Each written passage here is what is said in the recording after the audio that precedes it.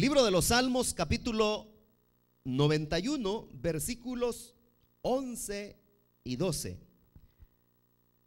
Dice: porque Él ordenará que sus ángeles te cuiden en todos tus caminos. Con sus propias manos te levantarán para que no tropieces con piedra alguna. Amén. Estos versículos que leímos nos hablan acerca de ese servicio que los ángeles prestan a los hijos de Dios. Fíjese que de acuerdo con las escrituras, mucho antes de que Dios creara al hombre a su imagen y semejanza, como dice la escritura, Dios creó una innumerable compañía de seres celestiales a los que la palabra de Dios le da ese nombre: ángeles. La palabra ángel no es un nombre propio, sino que más bien es un título que describe el oficio de estos seres. Bueno, la palabra ángel significa mensajero, angelus en latín, ángelos del griego, pero eso es lo que significa la palabra ángel, mensajero. Ahora, en la Biblia también esta palabra se usa de diferentes maneras, y es que también es aplicado no solo a los seres celestiales, sino que en la Biblia nosotros encontramos que esta palabra ángel también es aplicada a hombres, pero en particular, o sea, no a cualquier hombre. Vamos a ver cuáles son las aplicaciones bíblicas para este nombre o este término. En primer lugar, es aplicado para seres celestiales en la Biblia. Ahí no hay mayor tal vez problema. Ahora, ellos a la Biblia se presentan como seres angelicales o seres celestiales. Pero también este título, mensajero o ángel, también se aplica para predicadores. Y eso es lo que está más claramente en los primeros capítulos del libro de Apocalipsis, donde están los mensajes, vamos a decir así, a las 7 iglesias.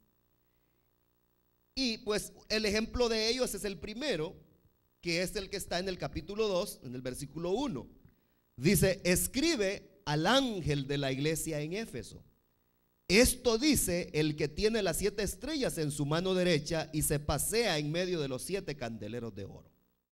El Señor se dirige a alguien en particular, y es al ángel. Pero ahí no es que hubiese un ángel o un ser celestial en cada iglesia, sino que ahí estaba una persona que en este caso era el pastor de esas iglesias, y aquí el Señor le llama ángel, o en otras palabras, mensajero, porque un predicador lo que hace es transmitir un mensaje. ¿Y cuál es el mensaje que transmite el predicador? El mensaje de Cristo, el mensaje de la salvación. En otras palabras, el mensaje que un predicador da no es propio, no es de él, sino que es el mensaje de Dios. Entonces, ¿cuál papel es el que está cumpliendo un predicador? El de mensajero. Por eso es que la palabra ángel, repito, significa mensajero. Y aquí el Señor le escribe, para ser más exacto en lo que acabamos de leer, al ángel de la iglesia en Éfeso. En otras palabras, al predicador, al pastor de la iglesia que estaba en la ciudad de Éfeso. Amén. Ahora, pero hay un término teológico, y es el término de cristofanía. Fíjese que cristofanía es un término teológico que describe, o que habla más bien, sobre las apariciones de Cristo preencarnado, o sea, las apariciones de Cristo en el Antiguo Testamento. A esas apariciones de Cristo en el Antiguo Testamento, y cuando se le apareció a sus discípulos después de haber resucitado, es lo que en teología se le llama cristofanía. Pero fíjese que en el Antiguo Testamento, claro, no se le llama Cristo porque Él no se había todavía manifestado en carne. Entonces, ¿cómo se le llama en el Antiguo Testamento a las apariciones de Cristo? En el Antiguo Testamento a las apariciones de Cristo en forma de un ángel se le llama el ángel de Jehová o se le llama el ángel del Señor?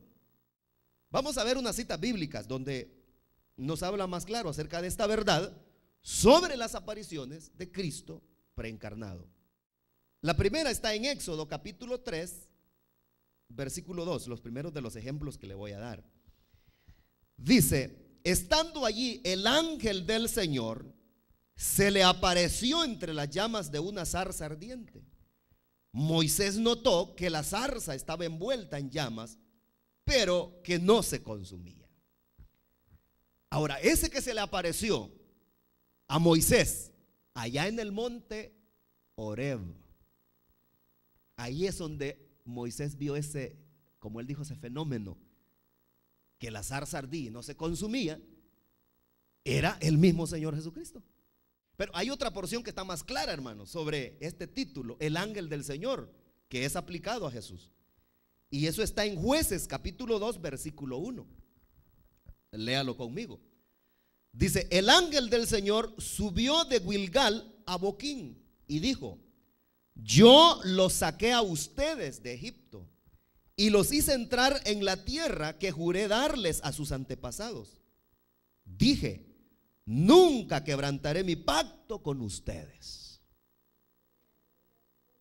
Mire, ese no era Gabriel, no era Miguel, porque la manera en que ese ángel está hablando ahí es una manera muy propia de Dios.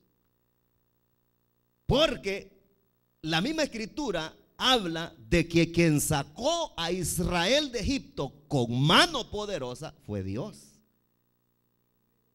No fue un ángel el que los salvó a ellos. Repito, quien sacó a Israel con mano poderosa, como dice la Biblia, de Egipto fue nuestro Dios. Aquí este ángel se está atribuyendo esa hazaña de haber hecho esa proeza, más bien de sacarlos de Egipto. Se está haciendo responsable él.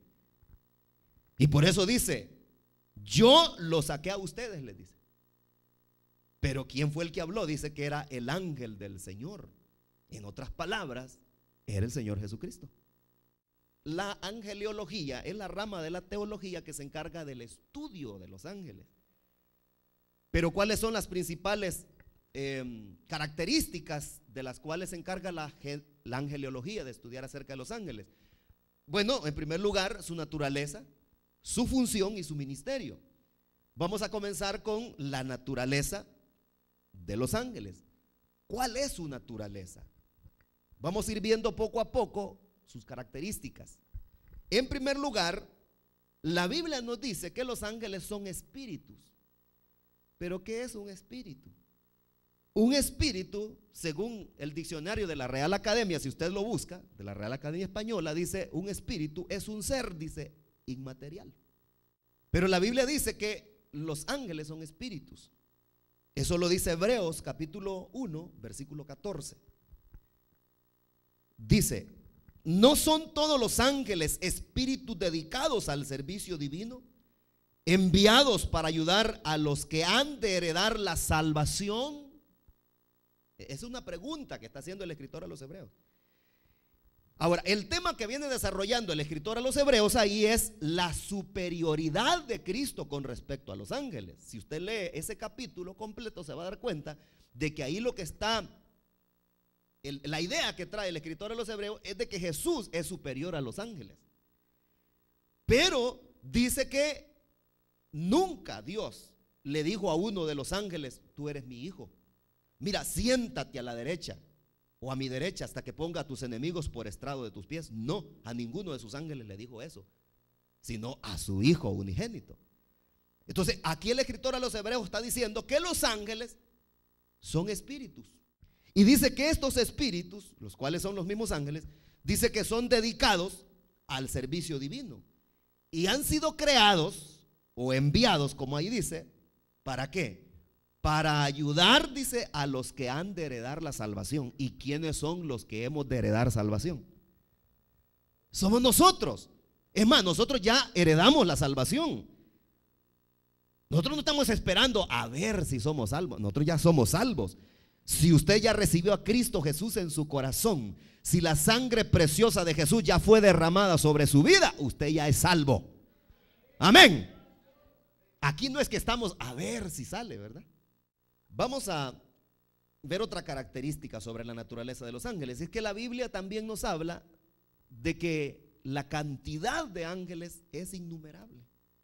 Fíjese que en la Biblia no se encuentra un número exacto de los ángeles que Dios ha creado o que existen. Y eso está, en primer lugar, la primera porción. Hay muchas, pero vamos a aquí solamente a ver dos. Apocalipsis capítulo 5 versículo 11 es la primera.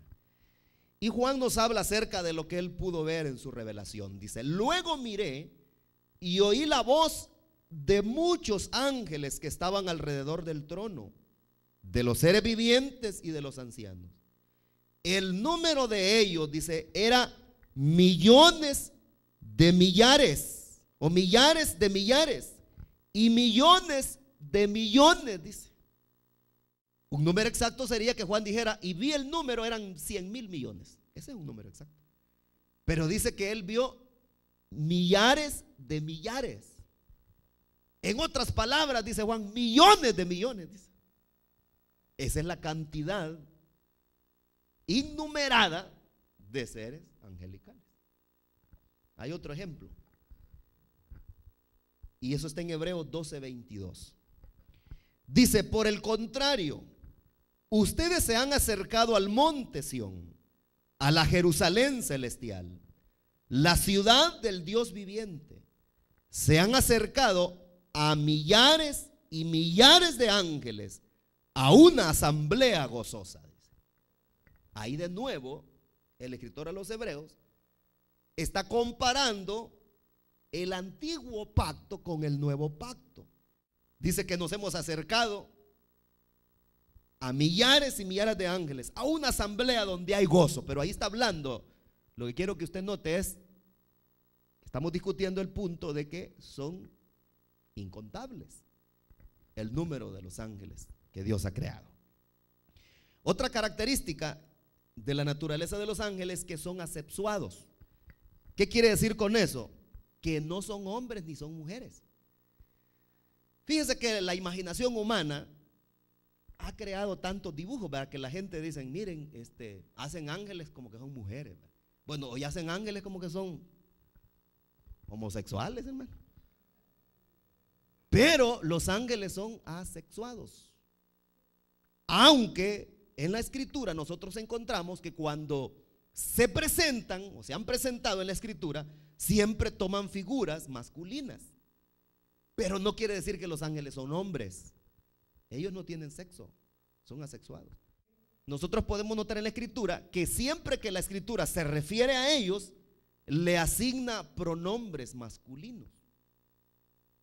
Pero repito, no quiere decir por eso que son hombres los ángeles. Ellos no tienen sexo. Vamos a ver lo que dice la Biblia. Al entrar al sepulcro, en el sepulcro, dice, vieron a un joven vestido con un manto blanco, sentado a la derecha, y se asustaron. Marcos nos habla ahí en el capítulo 16, versículo 5, que es el que he leído, la impresión que se llevaron aquellas mujeres cuando fueron a la tumba. El domingo por la mañana llegaron a visitar el sepulcro de Jesús. Y lo que encontraron fue a un joven, en otras palabras, fue un ángel. Y dice que estaba vestido con un manto blanco, sentado a la derecha, dice. Y se asustaron. Pero ¿qué dice ahí? No dice: y encontraron a una jovencita. Encontraron ahí una chamaca. Dele el título que usted quiera. No, dice que encontraron a un joven. Y hay tantos ejemplos en la Biblia, hermanos, sobre la manera en que los ángeles se presentaban. Y siempre la escritura le asigna un pronombre masculino.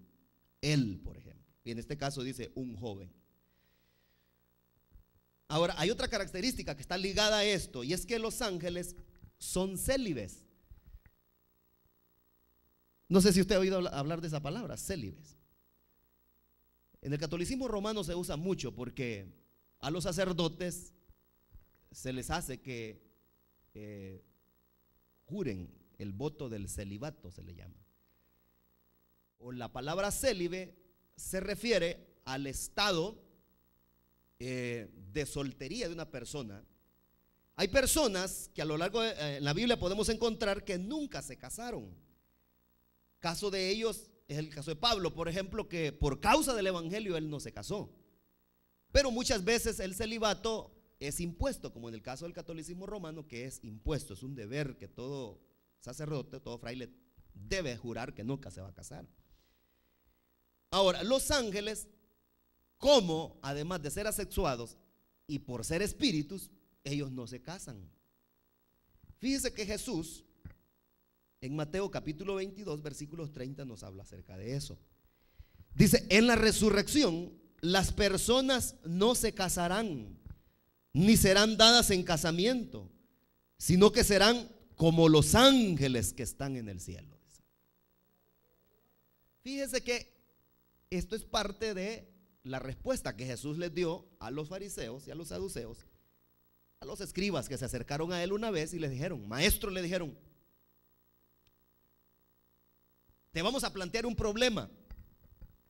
Fíjate, le dijeron, que en la ley de Moisés él dijo que si una mujer se casaba con un hombre, pero este hombre moría sin levantar descendencia, su hermano tiene que casarse con ella para levantarle descendencia. Fíjate que existió una mujer, le dijeron, que se casó con uno, bueno, eran 7 hermanos, bueno, se casó con todos, porque todos se iban muriendo. Y en el reino de los cielos, le dijeron, ¿de quién va a ser esposa? Pero es ahí donde el Señor les responde de esta manera. Le dice: en la resurrección, les dice el Señor, o de allá en el cielo, en la vida eterna, las personas no se casarán, ni serán dadas en casamiento, sino que serán como los ángeles del cielo, porque los ángeles no se casan. Allá no hay casamiento. Usted sabe que hoy los románticos, ¿verdad? Dicen: se me murió mi novia, dicen, o se me murió la que amaba, pero al morirme, dice, allá en el cielo, dice, vamos a amarnos por toda la eternidad, dice. Pero esa es pura imaginación, hermanos, porque en el cielo no hay casamiento. El matrimonio es para esta vida, es para esta vida. Pero esa es parte de la ignorancia de la gente, que piensa que allá la novia allá lo va a encontrar, ¿verdad? Y que, o más bien allá la va a encontrar y que allá se van a casar, ¿verdad? Y que van a ser felices por toda la eternidad. Bueno, ni aunque fueran cristianos los dos y un día partieran con el Señor, allá no van a seguir con el matrimonio. Así es que los que están casados, ámense aquí, aprovechen aquí, porque allá no hay matrimonio. Otra característica sobre la naturaleza de los ángeles, que son inmortales. O sea, no es que los ángeles están muriéndose, ¿verdad? Y están naciendo nuevos ángeles, ¿verdad? Como que son seres humanos, porque como nosotros somos terrícolas, estamos apegados y estamos acostumbrados a ver cómo las cosas se desarrollan en esta tierra, pensamos que en la esfera celestial también las cosas son iguales. Y que hay entierros de ángeles, ¿verdad?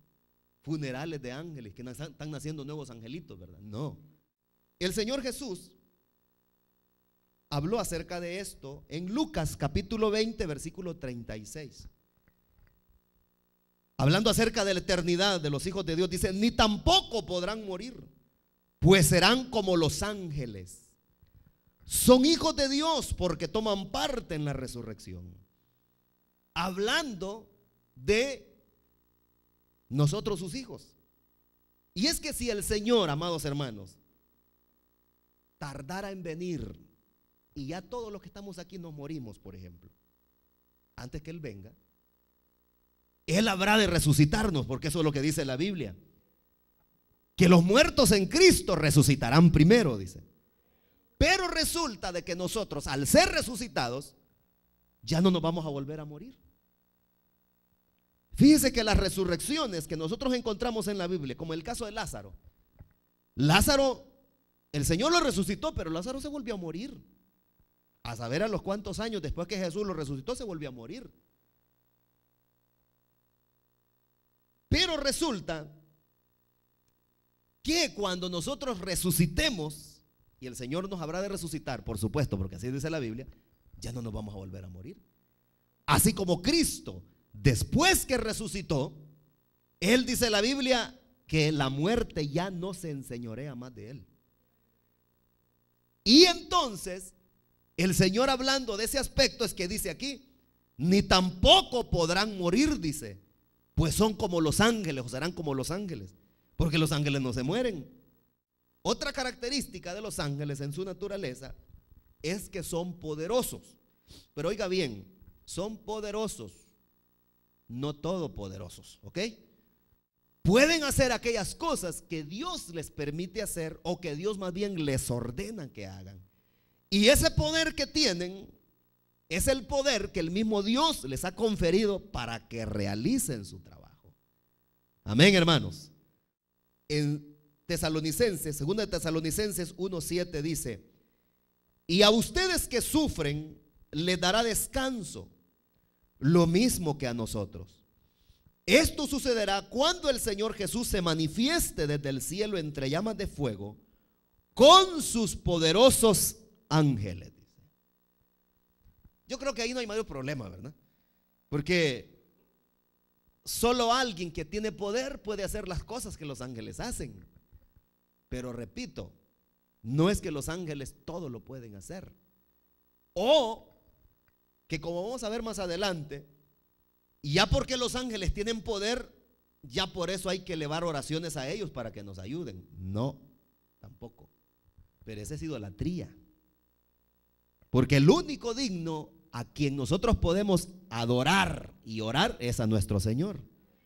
Muchas corrientes religiosas enseñan que a los ángeles hay que adorarlos. No. Los ángeles, bueno, es más, los ángeles no reciben adoración. Aunque tienen cierto poder, pero no por eso nosotros ya vamos a orar a un ángel para que nos ayude. No, mejor ore al Señor. Ahora, otra característica de los ángeles es que aunque ellos tienen poder, pero el hecho de que ellos, por el hecho de que ellos tienen poder, no por eso hacen lo que ellos quieren. O sea, no son absolutos. Los ángeles están sujetos a Cristo. Fíjese que eso lo dice el apóstol Pedro en su primera carta, en el capítulo 3, versículo 22. Dice: quien subió al cielo y tomó su lugar a la derecha de Dios, a quien están sometidos los ángeles, las autoridades y los poderes. Mire, hermanos, aquí nos está hablando acerca de la superioridad de Cristo con respecto a los seres angelicales. Y es que es cierto que Él vino a este mundo, se entregó a la cruz, murió, pero después que resucitó, es lo que está hablando el apóstol Pedro, después que resucitó y ascendió a los cielos, dice que lo que pasó fue que tomó su lugar a la derecha de Dios. Y es ahí donde Jesús se ha encontrado y se encuentra hasta hoy. Dice la Biblia que está a la derecha del Padre intercediendo por nosotros. Él es nuestro intercesor. No es ningún ángel, no es ningún ser, aunque haya hecho cosas extraordinarias en esta tierra, no es ningún apóstol, no es ningún santo. El que intercede por nosotros es Jesús. Repito, el que intercede por nosotros ante el Padre es Cristo Jesús. Dice que después que subió y haber cumplido más bien con su obra aquí y subió al cielo, dice que tomó su lugar a la derecha de Dios. Y allí el apóstol Pedro nos habla de que a Él es quien están sometidos todas las jerarquías celestiales, porque más adelante vamos a ver las jerarquías celestiales o angelicales más bien. Dice que a Él están sometidos los ángeles, las autoridades y los poderes. Está hablando no solamente de las autoridades espirituales, sino de las autoridades terrenales, porque nada sucede en este mundo si Dios no lo permite.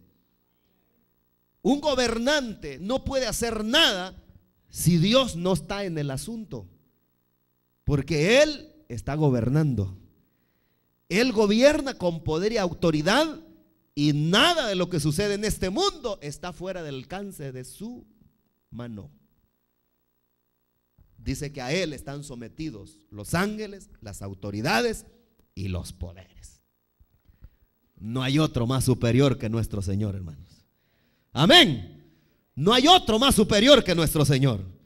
A Él sea la gloria y la honra por siempre. Vamos a dejar hasta ahí el estudio porque es bien extenso. Y vamos a estar estudiando también las otras dos características de los ángeles, su función y su ministerio, que queda pendiente. Vamos a orar, vamos a darle gracias al Señor.